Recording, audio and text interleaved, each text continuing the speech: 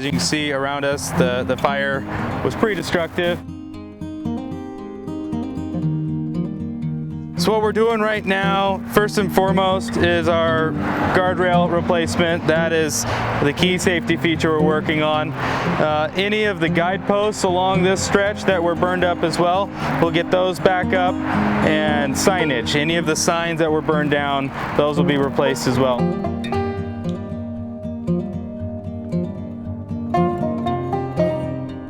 So this fire, we lost about 2,000 feet of guardrail over the full 5-mile corridor.